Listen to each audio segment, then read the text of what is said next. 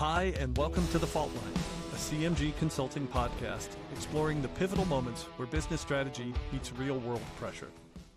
Hi, and welcome back to The Fault Line. Kim Scribner here, missing still my co-host, Gary Lancina, as we continue our International Women's Month episodes focused with smart women and across the industries. I'm joined today by Dr. Alaina, and I'll have her do a quick introduction of herself before we dive in on our topic.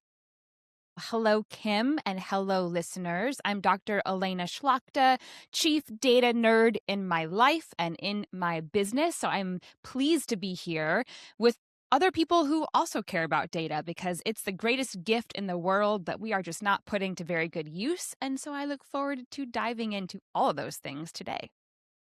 Thanks, Alaina. I'm so happy to have you join us today. And we talk a lot with other guests and with our customers about the use of data. And what is one of the things that always trips us up or trips up our clients is how do you then take data and turn it into interesting insights that can then actually move people to action. So often what we find is we've got data in front of folks and they either want to believe it or don't want to believe it because it's telling the story that aligns to what their narrative was previously. And so I'm curious in your business, how you've heard things like, well, we don't believe the data, or, kind of what stops people from acting on information. That's a very big, broad question, and there's a lot of directions that we can take this conversation. But I'll start with the biggest and the most commonsensical, and that is simply we don't know what action we want to take. So just like if we don't have a clear goal or a target or some kind of outcome that we're looking to accomplish in, well, anything that we're doing, if we don't know where we're going, any data or any sign or any road will take us there. And so that's when it starts to get murky. So we need to have, and you've heard this in the business literature, you need to have your North Star. So if you're trying to use data to make a decision, what decision is it that you want to make? And then everybody has to align on that. That's the other thing. If there's no clear alignment on what direction we're going to take or action or decision, then we get into hot, heated debates to your point about, well, that data doesn't make sense. And really what the person is saying is, you're not giving me data that aligns with my own agenda. So what agenda do we have? And do we all agree with that agenda? And then picking the right data or collecting data that we don't already have to help us make those choices becomes so much easier. Yeah, I love that you said that. We had a guest recently who was talking about cleaning data before you can build insights from it. And he took the conversation in a very similar direction, talking about how he would prefer to have his team brought into the conversation way before the data collection. Like, talk to me about what are you trying to understand before we even collect the data, never mind build the insight and then build from there the action for it. So how do you help organizations kind of do that? So most of the organizations I support are small to medium-sized businesses because I will say, Kim, the conversation about big enterprise-level data is a very different conversation than small businesses who a lot of times they have some good data, but they're also missing data. And so they need to do two things in order to take correct action with data. They need to look at, well, what do we have? And then investigate what's missing and then figure out how to reasonably, ethically, responsibly collect data that then helps them to paint the picture that they're trying to understand. And so the work that I do is in both of those realms. Most people don't have a clue the data they're already sitting on. And in some cases, that data is not in a great format to be usable. So your previous guest that talked about cleaning data, there's like two buckets in which we do that. We're like, what data do we have? How do we make that usable? And sometimes that's like, how do we put it into an Excel spreadsheet and make sure that all the answers are being answered in the same way, where yes and no are the options versus 1 or 2 or Y or N. It's those little details, which a lot of our upfront collection processes can solve for that. But sometimes there's just cleaning on the back end with the data we already have have because, well, we didn't put the data rules and structures into our collection process in the first place, and now we have to clean it up to make it useful. I know it's super boring, but it is an essential step in Yeah. making data useful for Well, and sure. it's really simple things, like, even if I take it down to a CRM for your organization, right? So if your sales team is collecting information as they're talking with prospects and such, or a customer service team is collecting data, if you have a open entry field versus a select field, right? So something very simple, that is going to make it easier or more difficult down the line to action the information. And Hmm. then it can build potentially the distrust in the information if we're having Hmm. to manipulate it too much, potentially. Sure. Sure. Yeah. Yeah. One of the projects I took on, this was a couple of years ago, was a good friend of mine who's a consultant and who was teaching a course. And he had already built the questions and the surveys, and most importantly, the answer options. And this is like the smallest, simplest thing, but going back to what's our agenda? What are we trying to do with the data? How do we want to analyze it? It's really helpful to think about the format that the data comes back in. And I love to do tests. So if I have, let's say, 5 questions that I know that I want to ask, I put them into whatever tool I'm using. I select whatever common sense answer options just make sense for me. And then I take the survey and I look at where the data goes. Sometimes it's in a Google sheet, sometimes it's in some separate CSV, whatever, and I wanna look at the format and how does it spit back at me, and is it inherently usable, or do I need to adjust my answer options or even my question? And then doing that test up front allows me to make sure that I'm making it easy on myself because I'm like usually the team of one or I'm the quality assurance person. So Mhm. if I'm doing that, I want to make sure I put the most amount of effort up front and thinking through the quality of my questions and answer formats to make them usable. Because then I don't have to go through the headache of cleaning things up. And Kim, let's be honest, if we have to do too much cleanup, what do we end up doing? Nothing. This is too difficult. I don't have the time. And then we collect Right. data and we do nothing with it. And then there's no action to be had on the other side. Yeah, and I think there's two things that happen. We can either start to distrust it too much because we've had to manually manipulate information too much, or we don't want to put the effort in, so we do That's right. nothing. That's right. And I've often worked with teams where it's, oh, we'll put it in different columns of information. Well, as soon as you start moving information around in an Excel spreadsheet, it starts losing integrity. Hmm. And that raises the question of, is it valid and can I really take action on it? Yeah. Yeah. So, like, when we think about, um, we're talking about quantitative data here in this conversation. As we think about what is maybe decision grade, like data that's good enough that I can make a decision on it versus, that's interesting. And, maybe it's like back a napkin kind of interesting, but it's not really decisionable. Hmm. How do you kind of think about those two different buckets? Well, I am a researcher by trade and in the work that I do. And so I lean into what does the best practice say around conducting research. And I think those are really great rules to loosely follow. I don't think we have to do it perfectly in the professional business sector. Of course, if we're trying to submit to a peer reviewed journal article, the reviewers are going to not accept your work if you didn't follow those standard protocols around research. But for business, loosely, and they're simple things. The target population. And again, this goes back to what are we doing and why? What are we trying to accomplish? But in its simplest form, if we are going to use data to make a decision, the data that we have has to be substantially reflective of the decision that we're making and for whom. So if I'm trying to make a decision using the opinions of leadership, a certain leadership team, or a certain age group or a gender, right? I want to make sure that whoever's in my target population, that there's representation of that. And then the other thing is just sample size. I find so many people look at data and they make decisions based on outliers.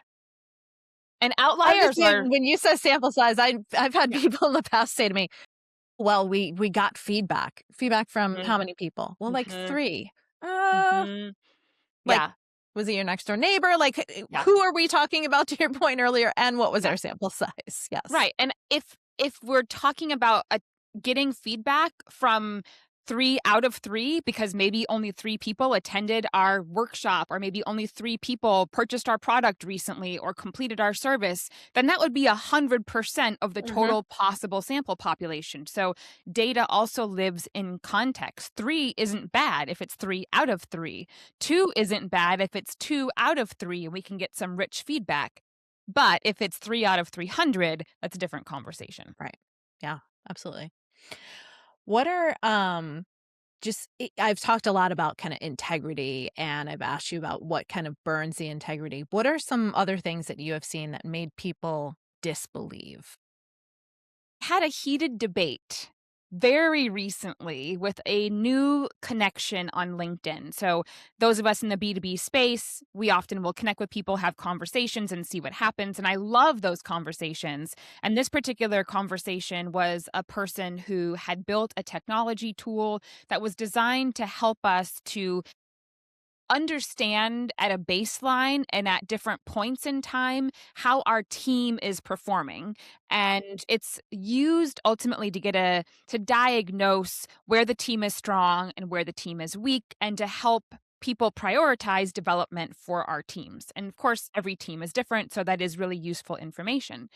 And when I asked the guy that, hey, like, I love your dashboards, I love all the tech and the features, I said, but, if I'm going to take action based upon the results of these questions, I want to be able to trust that how you're measuring things like morale, in, what's the word, engagement, or what's another great team productivity, like, if we're getting reports back that say morale is low, productivity is high, and then we make decisions, okay, well, we need to address the low morale issue. If how we're measuring morale isn't based in some valid Mm. questioning approach, then we can't trust the data. And so a lot of people will create quizzes or Mhm. a series of questions, and they're not grounded in anything. They're based in someone's personal experience, and personal experience is valid, but personal experience is like a sample size of 1 out of all the different personal experiences that somebody might have with similar characteristics. So if we're going to ask questions and use the answers to those questions to make important business decisions, we have to trust that how we're measuring, like, what question we're asking, why are we asking that question, that it's based in some existing evidence that that's an effective approach. And it's really simple. It just takes time. Like, go out, find some existing research that talks about how we might measure morale, the right questions to ask, the right evidence or leading indicators that morale is high or morale is low. That's the great thing about the world these days. Information is everywhere, and AI can help us. I use Claude personally to do all of my base level research. Claude helps me figure out where I might want to go dig deeper, Yeah, and then points you in the right direction yeah, I faster. always validate. I always validate whatever Claude comes up with, but it gives me a list of resources to go read, and in so reading those resources, I get an understanding of what's a leading indicator for productivity in a certain industry or on a certain team size, and then I just wanna make sure my questions or survey or however I'm measuring team morale or team engagement or productivity, it's based in something substantial and not just my personal opinion. Yeah, and I think that's similar to, we're talking about quantitative data, but I think that's similar to whenever you're consulting or coaching an organization, if you can give them a real experience that happened or a real source to validate, that is how we then rebuild the trust, right? Because people can come into a situation, we could be in a quarterly business review where we're presenting data or something, and we should actually honor the curiosity of people Mhm. asking questions, right? Yeah. Because having those conversations of curiosity and kind of leaning into that, I want to understand Mhm. more. Mhm. To me, that's part of where some of the richest conversations come out, and that's where then collectively we can build the trust that lets us then convert that to the behaviors that drive actions. Yeah, I'll share one interesting, really relevant example, and I won't name names just for the sake of respect. But Mhm. I went to a conference and I was so excited to listen to one of the keynote speakers. And as most attendees do when they attend conferences, we're vigorously writing notes of the things Right. that we want to apply or take away or do more research on. And so I wrote down this statistic or this trend that a trusted speaker shared. And I thought, ooh, this is relevant for a keynote I'm going to be doing later. And what she said was that the trend in data over the recent years is that people who buy are less emotionally driven to make purchase decisions and more motivated by logic to make purchase decisions. And I thought, ooh, if this is true, this aligns really nicely with some of the suggestions I'm making in my own keynote. And so I made a note, go find the original source of research Right. behind this trend. And when I did the research, it turns out that it wasn't actually true. And so here I am Yeah, and having and trust and and faith. so here Mhm. yeah, and so you start to then not trust all the other things, right? So here's the thing about trust. We cut there's one little paper cut in that first instance. It makes us start questioning everything that comes after that. And I think when we're working in a corporate environment and we're dealing with um, a report of some kind, and then people start asking questions in a room full of others, it makes everybody else start asking more and more questions, which Mhm. then, Mhm. again, stops us from being able to act on the data appropriately. Mhm. Yeah, I would say that if you're someone who's in charge of telling stories with data, to be very confident and be able to talk about how it is that you got to the conclusion with your data. So it's a little bit of show your work and be open to maybe having a debate or a conversation, maybe getting feedback from a stakeholder that says, hey, okay, I understand you use this methodology, but what about running the data in this way or in this way? And I encourage folks not to be defensive because sometimes we get defensive when somebody asks us to run the data or to look at the numbers in a different way. But we're all on the same team. We're all just Mhm. trying to get, you know, integrity and have faith that we can actually take Yeah.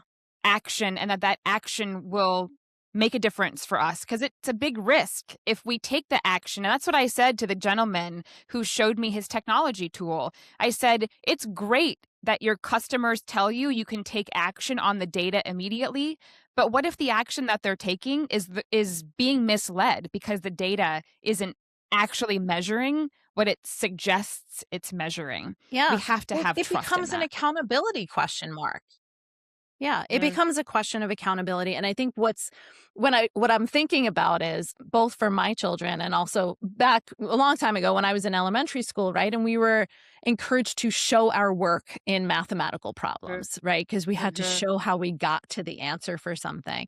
And I love that you're using that as an example because we don't have to necessarily show them in the system, but at least explaining how we got to a Yeah. conclusion Yeah. and going to where we started this conversation of bring me along in the beginning so I understand what you're trying to understand. Because then I can, as a data scientist, I can better design the data to help you understand that opportunity as well. Um, have you ever seen situations? This is maybe a sticky one where teams might use data as ammunition for a reason to either justify their plan. Let's say they've got an expensive plan to do something. I'm going to use a really old, antiquated example, but like they want to use a billboard for marketing, and they use a small amount of data maybe as ammunition to justify their Mm. direction. Yeah, we see this all the time. And I think this lives inside of business and inside of politics and inside of communities. And we don't have to go down that rabbit hole, but people can use data in any form or fashion and bend it to their will. And that's why I love that you're encouraging all of us that are consumers of data, whether you are the CEO and a team is pitching you or giving you data on something, to ask questions. I even listened to a podcast one time where the CEO of a major company, I believe it was Expedia or it could have been Uber, the CEO knew that teams were cleaning the data Mhm. to give the CEO what it was that he wanted to see. And so this maybe was an institutional practice because there was fear or anxiety in the organization. And so people wanted to present their best foot forward in the data. And so this new CEO realized this was a trend and actually went to the source of truth. So oftentimes, especially in large organizations, the data analyst isn't the one presenting the data story Yeah, this might to be the 4 or decision 5 maker. levels away from the person who's seeing it. Yeah. So we always want to be able to at least have access to the source ourselves, just to do, like in my example, I went to a keynote, loved the thing that was said about changes in logic versus emotional decision making. And I validated that there was some interesting stuff happening in that, but it wasn't that exact story. So heaven forbid I get on stage and I regurgitate what I was told on someone else's stage, I'd be in real trouble. So we need to go to the source. We need to validate, and you don't have to take a lot of time, but just make sure that you see the story that the other person is also presenting, and a healthy sense of curiosity about the data isn't a bad thing. In fact, a healthy debate around how we're interpreting the data, how we're using it, data that could be added as another layer to help us understand even better. Those are healthy conversations that if our teams aren't having, then we're not going to get the benefits out of our any investment in data. I think, as you were talking about the kind of report that we give to the executive, it reminds me of, having kind of 2 sets of books, right? And Mm, in my early career days as a project manager, there was almost like the real project plan, mhm. where the project really was, and Yeah. then what we told the steering committee where the project was. And that just gets everybody into trouble, right? Because at the end of the day, that's gonna backfire for all of us. And the same is true as if we are using data that's not valid or not trusted, and we make a decision based off of it, people will not trust the data moving forward, and we could actually create a freeze inside the organization from moving forward on things that could have been actionable. Yeah.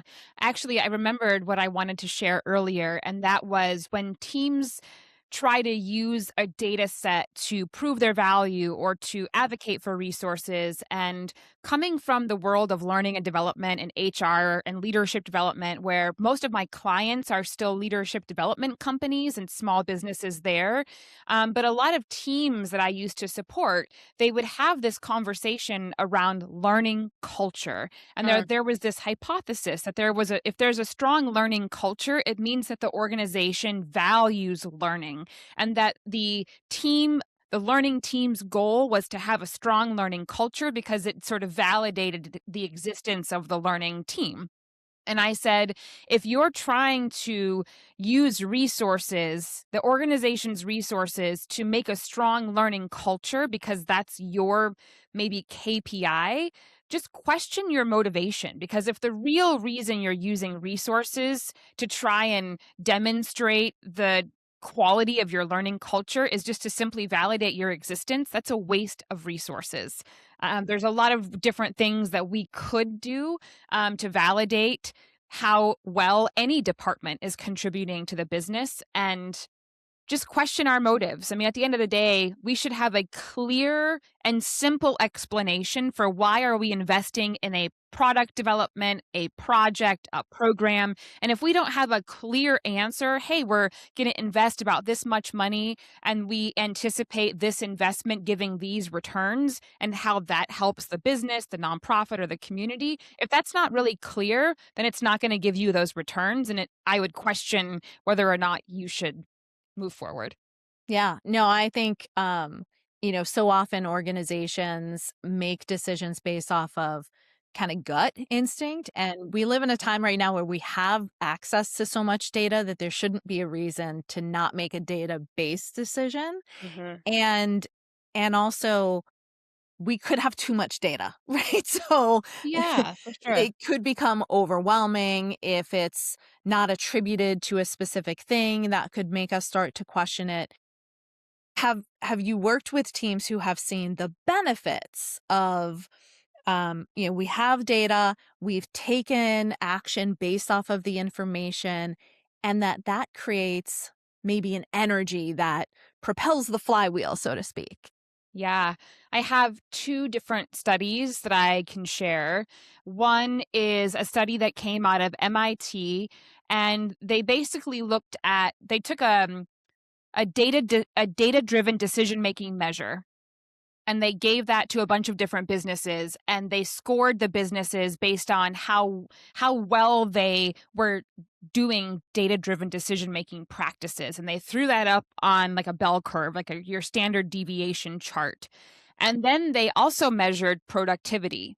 And what they found was that organizations that were one like measure ahead or one standard deviation ahead of the norm around data driven decision making, they were 4 to 6% more productive. So, yes, when we Yeah. are using data regularly, and this was also the thing too, it's not like let's make a data driven decision one time. It's no, data driven decision making is a constant part of the fiber of our organization. Hmm. And in so doing, those organizations that again are more mature call it in that practice and it's consistent, they see an actual financial return out of that. So if there's not a more compelling case for this, I don't know what to offer besides those numbers. Yeah. I mean, often in the space that I work in helping teams find new ways of working, we focus on we've got to make with marketing teams often we've got to make decisions based off of data. We've got to run experiments and then make decisions based off of the data we learn from that. Without quoting that statistic, I've always kind of just intuitively believed that if we use data, we're going to make better decisions. But that is, I mean, that's factual right there, evidence that we're going to do better as an organization, which means we can serve more customers, we can deliver higher profits to our shareholders. All of those things come out of the benefits of using data in that case. Absolutely. And I know I've been in some organizations where some senior leaders they weren't skilled in data. They were brought on board for other reasons. And it was sad at one point with a happy ending, but it took me months to ultimately build a relationship in a nonprofit dynamic with one of the senior leaders who oversaw the operations team.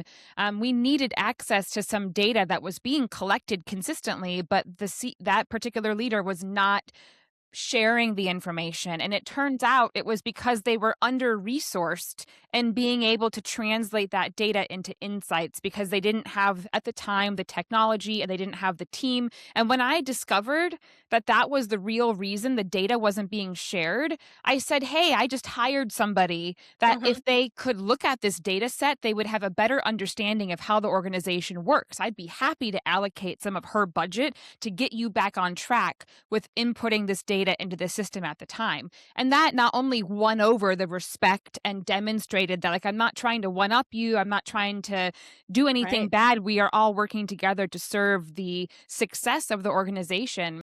But I just like to share that story because sometimes senior level leaders, they're not skilled in understanding data Mhm. themselves, or they understand it through a limited lens. And so sometimes those debates and those questions can be intimidating. And so baby steps. Try not to make people defensive. If you are one asking questions, which curiosity is great, but we also want to add a little context sometimes when we Right. ask our questions, like soften your question when you're asking it.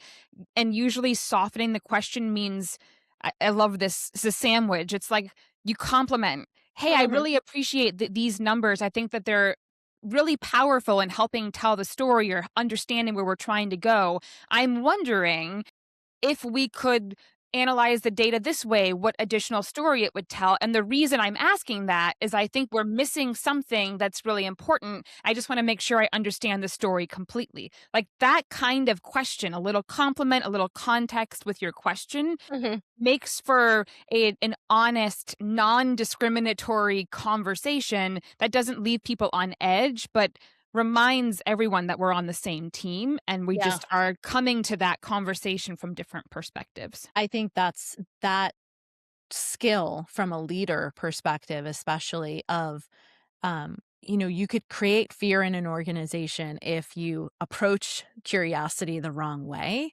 And that will double down on the lack of trust in data because people will stop bringing data potentially to conversations for fear of not being able to answer a question that is brought to them. The entire system from the leaders down to the people who are actually running the reports need to be open to those conversations in order to trust the information and then actually drive business results from it. So, yeah. And I'll say one thing that I think is so important in our age of artificial intelligence, that it's really easy to take a few reports or to take some data sets, put them into AI and ask it questions and get results. But if you don't know your data, then when you get those questions, you will not be prepared to answer them. And that makes you look bad. It makes your team look bad. And so I encourage anyone that's using artificial intelligence, use it to validate your ideas, to ask questions, to get preliminary insights, but just make sure that you understand the data set. Like go back and make sure that you're seeing the same patterns, do a spot check. Oh yeah, I do see the same patterns that AI is coming up with, so that you can answer questions. And also, it's always okay in my book to say, that's a great question, and I will have to get back to you with the answer. I'll get back to you. Yes. Yeah, we don't have to know the answers, Yeah. but we don't want to not be afraid of not knowing the answers to prevent a healthy dialogue around the data. Yeah, you remind me of, I once upon a time ran a quality assurance team in software development. And every time we did a software release, we'd run an automated regression test, which was great because the technology did a lot of the testing for us, similar to how AI is doing a lot of the data analysis for us today.